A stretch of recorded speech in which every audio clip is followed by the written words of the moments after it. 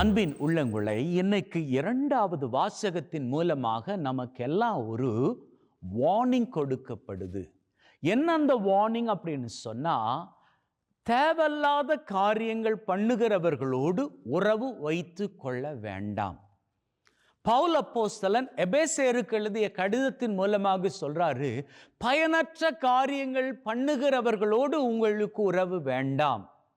ஆழமாக சொல்ல போனால் இன்னைய தேதிக்கு யாரெல்லாம் தப்புக்கள் பண்ணிக்கிட்டு இருக்கிறாங்களோ அவங்க கூட எல்லாம் நீங்க உறவு வச்சிருக்க வேண்டாம். அப்படி உறவில் இருப்பீர்களாக இருந்தா என்ன பண்ணிக்கிறது? உடனடியாக அந்த உறவை துண்டிச்சிருங்க. உங்க மனசுல என்ன தெரியுமா கேள்வி வருது இப்போ? அப்படி நாங்க பல வருஷ காலமாக பழகிக்கிட்ட இவங்க கூட எப்படி உடனடியாக உறவை துண்டிக்கிறது அப்படின்னு தான் நீங்கள் கேட்குறீங்க. அப்படி உறவை துண்டிச்சு அவங்க என்ன நினைப்பாங்க? நான் உங்களுக்கு கேட்குறேன், அவங்க கூட இருக்கிற உறவை நீங்கள் துண்டிக்கலை, உங்கள் வாழ்க்கையில் வரக்கூடிய ஆசீர் உங்களை விட்டு போயிடுச்சு அப்படின்னா என்ன பண்ணுவீங்க? ஆண்டவர் ஒரு காரியத்தை வேதத்தின் மூலமாக பண்ணும்படி சொல்றாராக இருந்தால் அந்த காரியத்தை பண்ணுகின்ற நிலையில் நீங்க இருந்தா பண்ணிக்கோங்க. நீங்க ஒரு தப்பான காரியம் பண்றீங்க, இன்னைக்கு வேத வசனம் உங்களை பார்த்து சொல்லுது அந்த தப்புல இருந்து விலகி நடங்க அப்படின்னு சொன்னா அதை கேட்டு நடப்பது தான் உங்களுக்கு நல்லது. யாராச்சும் உங்க நண்பர் போதை பழக்கத்திற்கு உள்ளானவர், குடி போதைக்கு உள்ளானவர், அல்லது சிகரெட் புகைத்து திரிகின்றவர், அல்லது விடுப்பு பேசுகிறவர், காசிப் பேசுகிறவர், அல்லது சூனிய மந்திர காரியங்கள் பண்றவர், இப்படின்னு தெரிந்து கொண்டும் பழகுவீர்களாக இருந்தால் இன்னைக்கு ஆண்டவராகிய இயேசு கிறிஸ்து பவுல் அப்போஸ்தலன் மூலமாக உங்களுக்கு இந்த செய்தியை சொல்றாரு. நிறுத்திக்கோங்க. அவர்களோடு வைத்திருக்கக்கூடிய உறவை உடனடியாக முறித்து கொள்ளுங்க. வேண்டாம். ஏன்னா இந்த காரியம் தொடர்ந்து போனால் ஆண்டவர் உங்க வாழ்க்கை மீது வைத்திருக்கக்கூடிய எதிர்கால ஆசீர் உங்களை வந்து சேராமல் போய்விடும்.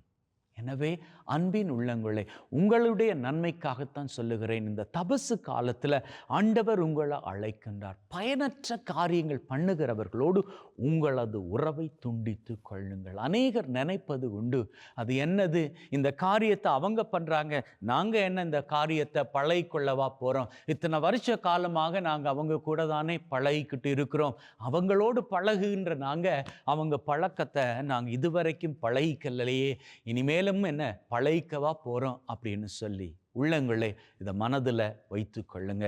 உன்னுடைய நண்பன் யாரு அப்படின்னு சொல்லு, நீ யாரு அப்படின்னு சொல்லி நான் சொல்லுகிறேன் என்ற ஒரு பழமொழியே இருக்குது. உங்க நண்பர்களை வைத்துத்தான் உங்களே மதிப்பிடுவாங்க. நல்லவர்களோடு நீங்க சேருகின்ற பொழுது பூவோடு சேர்ந்த நாரும் மனம் கமழும் அப்படின்னு சொல்வாங்க. அதே வேளையில் தப்பான உறவோடு நீங்க இருப்பீர்களாக இருந்தால், யாரெல்லாம் தப்பான உறவுகளோடு உறவு வைத்து கொண்டு இருப்பீர்களோ அவர்களை பார்த்து இன்னைக்கு ஆண்டவர் சொல்லுகிறார், அந்த உறவை துண்டிச்சிருங்க, வேண்டாம். ஏன்னா இப்போதைக்கு அது பெரிய பிரச்சனைக்குரிய காரியமாக இல்லாது இருக்கலாம், இல்லாது தென்படலாம். ஆனா காலப்போக்குல உங்களையும் அது மாற்றிவிடக்கூடிய ஒரு சூழ்நிலைக்கு தள்ளிவிடும். ஏன் தெரியுமா? இன்னைக்கு இருப்பது போன்று என்னாலும் இருக்க போவதில்லை உங்க நிலைமை. ஏதோ ஒரு சூழ்நிலை, ஏதோ ஒரு பிரச்சனை, ஏதோ ஒரு கஷ்டம், உங்களால் தாங்க முடியாத ஒரு நிலை உங்களுக்கு வந்துருச்சு அப்படின்னு வச்சுக்கோங்களேன். ஏதோ பண கஷ்டம் அப்படின்னு வச்சுக்கோங்களேன். நீங்கள் ரொம்ப கடன் வாங்கிட்டீங்க, அந்த கடனை உங்களால் செலுத்த முடியலை, நீங்கள் தெரிஞ்சவங்க கிட்டெல்லாம் கேட்டீங்க, யாருமே உங்களுக்கு உதவி செய்யலை.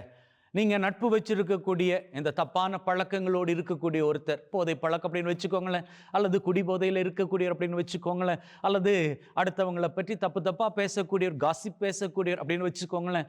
இந்த ஆள்கிட்ட இருந்து உங்களுக்கு உதவி கிடைச்சிருச்சு. என்ன, நீங்கள் கடன் செலுத்துவதற்கான முழு தொகை பணத்தை அவர் கொடுத்துட்டார் அப்படின்னு வச்சுக்கோங்களேன். இப்போது அவர்கிட்ட இருந்து உங்களுக்கு பணம் கிடைச்சிருச்சு. இப்போ நீங்கள் என்ன பண்ணுவீங்க? அவர் மனசு கோணாதபடி நடந்துக்கணும் அப்படின்னு பார்த்துப்பீங்க.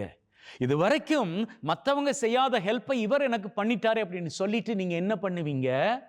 அவர் வழியிலேயே போவதற்கு முயற்சி செய்வீங்க இல்லையா? ஒருவேளை நாங்க செய்ய மாட்டோம் அப்படின்னு நீங்க இப்போ திடமாக இருந்தாலும், ஒருவேளையில நீங்க மனசு மாறி அவர் வழியிலே போயிட்டீங்க அப்படின்னா, எனக்கு மற்றவங்க உதவி செய்யல, இந்த நண்பன் தான் உதவி செய்தான் அப்படின்னு சொல்லி இவர் வழியிலே போயிட்டீங்க அப்படின்னா, இந்த சின்ன காரியம் உங்களது பெரிய ஆசிரை தடுக்கலாம் இல்லையா? அல்லது போனால் இதே கடன் தொல்லையில் நீங்கள் இருக்கிற நேரத்தில் யாருமே உங்களுக்கு உதவி செய்யலை, இந்த நண்பன் கூட உதவி செய்கிறதுக்கு அவன்கிட்ட பணம் கிடையாது, ஆனால் அவன் ஒரு ஐடியா கொடுக்குறான், என்ன பண்ணுறது, என்னால் இது மட்டும்தான் அவனை கொடுக்க முடியும் அப்படின்னு சொல்லிட்டு உங்களுக்கு அவன் குடிக்கிற பழக்கத்தையோ அல்லது புகைக்கின்ற பழக்கத்தையோ அல்லது போதை மாத்திரைகள் எடுக்கின்ற பழக்கத்தையோ ஆரம்பித்து விட்டுட்டான் அப்படின்னு சொன்னால் அத்தோடு உங்களது வாழ்க்கை மூழ்க ஆரம்பித்து விடும். அன்பின் உள்ளங்களே, தண்ணீர் மேலே படகு போகின்ற பொழுது அது மூழ்காது.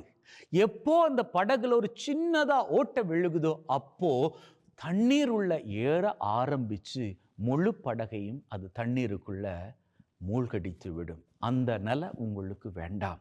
நல்லா தெரியுது, தண்ணீர் நீங்கள் படகா பயணிச்சுக்கிட்டு இருக்கிறீங்க, அந்த தண்ணீர் பூராகவும் மோசமான தண்ணீர் அப்படின்னு தெரியுது. உங்களை யார் கூட்டிக்கிட்டு போகிறாங்களோ, வாழ்க்கை பயணத்தில் கூட்டிக்கிட்டு போகிறாங்களோ அவங்க தண்ணீர் அப்படின்னு உங்களுக்கு தெரியுது. நீங்கள் படகு தான், ஸ்ட்ராங்கான படகு தான், ஆனால் எப்போ அது ஓட்ட விழும் அப்படின்னு உங்களுக்கு தெரியாது.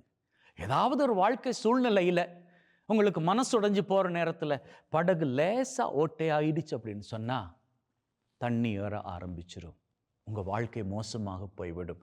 ஆகவே தான் சொல்லுகின்றேன், ஆண்டவரை சொல்லுகின்றார். எபேசியருக்கு எழுதிய கடிதம் மூலமாக ஆண்டவரை சொல்லுகிறார் என்று 2வது வாசகத்தின் மூலமாக ஆண்டவரை சொல்லுகின்றார். தப்பான உறவுகளோடு உறவு வச்சு கொள்ள வேண்டாம், உடனடியாக துண்டித்து விடுங்கள். காலம் தாமதித்து துண்டிக்க வேண்டாம். ஏன் தெரியுமா? காலம் தாமதித்து எடுக்கக்கூடிய எந்த ஒரு முடிவும் நன்மையான முடிவாக முடிவதே கிடையாது. ஒரு உதாரணம் சொல்கிறேன் பாருங்களேன். சரி, காலம் தாமதித்து குடிக்கக்கூடிய காஃபி என்ன செய்யும்? ஆறி போயிடும். காலம் தாமதித்து நீங்கள் எழுதுகின்ற பரீட்சை என்ன செய்யும்? உங்களை கிளப்பருவத்துக்கு தள்ளிவிடும். அதாவது நீங்கள் கரெக்டாக எழுத வேண்டிய நேரத்தில் பரீட்சை எழுதாமல் அப்படியே காலம் தாமதித்து தாமதித்து தாமதித்து கொண்டே போவீர்களாக இருந்தால் எப்போ எழுதிக்க போகிறீங்க? காலம் தாமதிக்க வேண்டாம். நீங்கள் காலம் தாமதிக்க தாமதிக்க தாமதிக்க நாளை என்பது நிச்சயமற்றது என்று எல்லாருக்கும் தெரியும், உங்களுக்கும் தெரியும். அப்போது நீங்கள் தாமதித்து ஒரு முடிவு எடுக்கின்ற பொழுது அது பிரயோஜனம் இல்லாதாக போய்விடும். பிந்தி பிறக்கிற ஞானம் பிரயோஜனமற்றது. இப்போதே, இன்னைக்கே, இதுவே நல்ல காலம், இதுவே சிறந்த காலம். இன்னைக்கே முடிவெடுங்க. யோசிக்காதீங்க எப்படி அந்த உறவை கட் பண்ணுறது அப்படின்னு யோசிக்காதீங்க. ஆண்டவர்கிட்ட ஜெபிங்க. பரிசுத்த ஆவியானவர், he is called the best counselor. Do you know that the Holy Spirit is the best counselor? நல்லதொரு ஆலோசகர் அப்படின்னு சொல்லி உங்களுக்கு தெரியுமா? பரிசுத்த ஆவியானவர் அவர் ஒரு நல்ல ஆலோசகர். அவர்கிட்ட கேளுங்க. அவருடைய நாமத்தை கூவி அழைத்து நான் சொல்றபடி கேளுங்க. பரிசுத்த ஆவியானவரே, என் மீது இறங்கி வாரும், என்னை முழுவதுமாக நிரப்பும், உச்சம் தலை தொடங்கி உள்ளம் கால் வரை என்னை ஆட்கொள்ளும், என்னுடைய கரங்கள், என்னுடைய கால்கள், என்னுடைய முழு உடல் அத்தனையும் நீர் பொறுப்பெடுத்துக் கொள்ளும். இந்த முழு உடலையும் பொறுப்பெடுக்கின்ற நீர் என்னுடைய சிந்தனையை பொறுப்பெடும்.